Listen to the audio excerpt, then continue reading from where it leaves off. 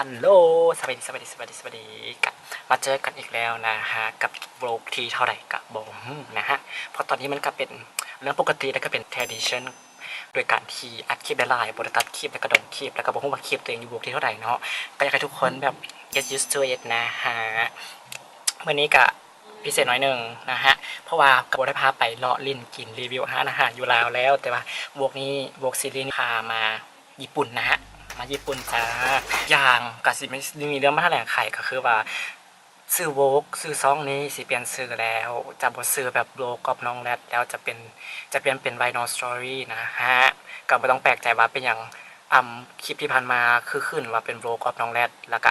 อาจจะแบบเห็นซื้อของซองคือซื้อของชาแนลเป็นแบบไวโนสตอรี่ก็อยากให้ทุกคน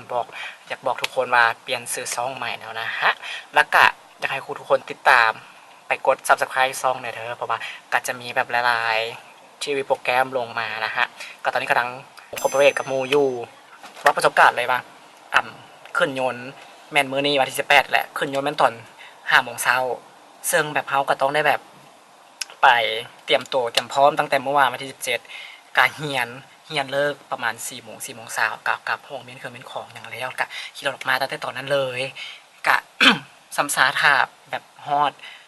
ตอน3 โมงเช้าชินก็เลยเข้าไปกรุงเทพท่าก็มีคลิปพิเศษมาให้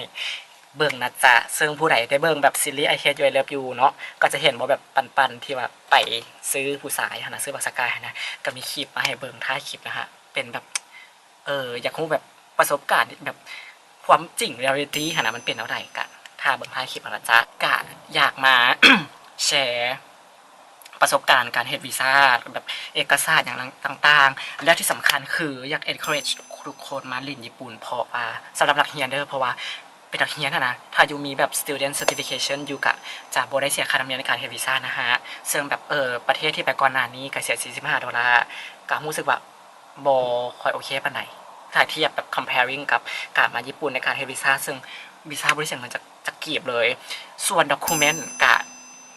ขอโทษหลายๆที่บ่ได้คลิปตอนที่แบบไปแลนด์วีซ่าเนาะด็อกิเมนต์คร่าวๆที่จือได้ก็จะมีแค่1พาสปอร์ตอยู่แล้วเนาะ2ฮู้แม่นฮู้เพราะไหนวะมันบ่แม่นฮู้แบบ3x4อย่าง2x2บ่ถ้าจือบ่ผิดมันจะเป็นฮู้สี่เหลี่ยมใหญ่ๆดอกก็ลองไปสถานทูตญี่ปุ่นเบิ่งเนาะสถานทูตญี่ปุ่นก็แม่นตกกายศูนย์ดีเทลเนาะแล้วก็มีปั๊มน้ำมันอีหยังบ่แหละปั๊มปตทนะแล้วก็สิเป็นวงหมุนเพิ่นก็ขี่ซื้อเอาบ่ต้องอ้อมบ่ต้องหยังเนาะทุกคนก็ขี่ซื้อกับเป็นบอนนั่นแหละพี่บอนเฮดวีซ่าเทิงถ้าอยู่ไปเฮ็ดวีซ่ากะเขาจะหาสิแบบอยู่ไปฮอดกงศูนย์หรือว่าฮอดสถานทูตแล้วกลับไปถามเขาจะอยากเฮ็ดวีซ่าต้องเตรียมเอกสารอย่างใดเขาจะหากสิมีเอกสารแบบเขียนลิสต์มาให้เอาแล้วก็เกี่ยมตามนั้นซึ่งสิ่งที่แบบที่จื้อใจหลายๆนิดนึงก็แม่นสัมมโนครัวถ้าเจอบ่ผิดแต่ที่จริงสัมมโนครัวเขาจะบ่ได้รีควายแต่ว่าอันนี้แบบว่ายังเป็นนักเรียนอยู่ก็เลยแบบว่ามันต้องได้ใช้แบบประตังของแม่หรือว่า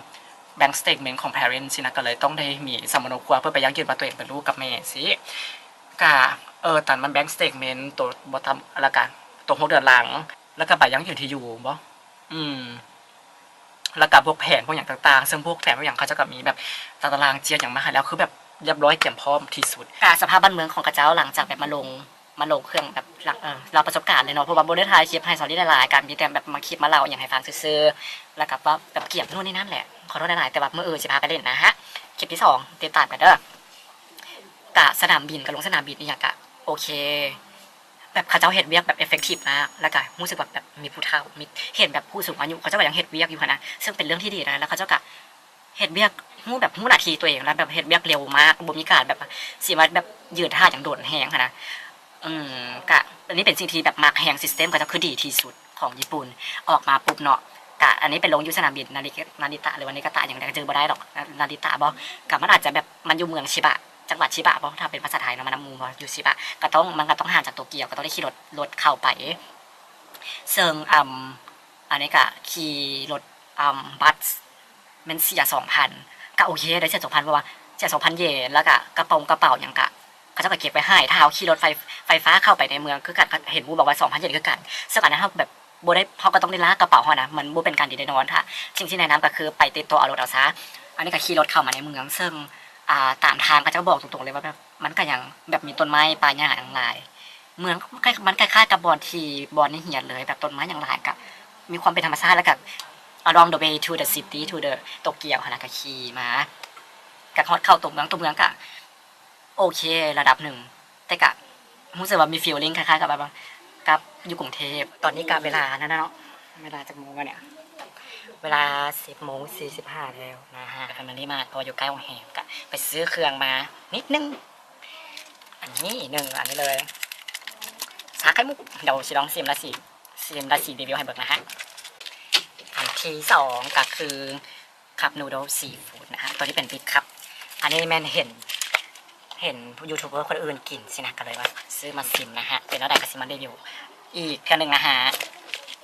สามอันนี้พุดดิ้งยังไม่ได้ยังกะเป็นตาแซ่บรู้สึกว่าแบบมันแบบดึงดูดแหงกับพุดดิ้งตัวนี้ก็เลยซื้อมานะฮะอันนี้ขนมกุหลาบอันนี้แม่นแบบ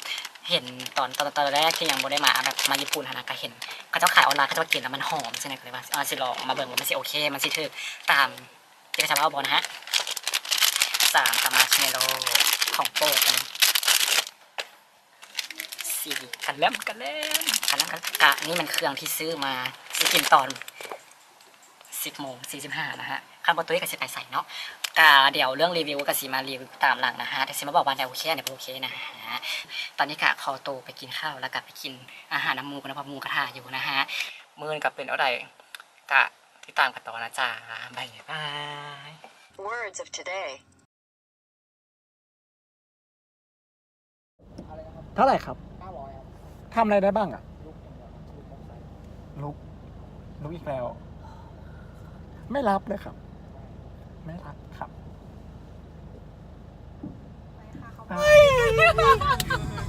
ความเงียบมันน่ากลัวอย่างนี้นี่แหละ คนเงี้ย2020นะครับผม อยากได้ เขาไม่อยากจะมีสภาพเวลาเมาเลยแบบ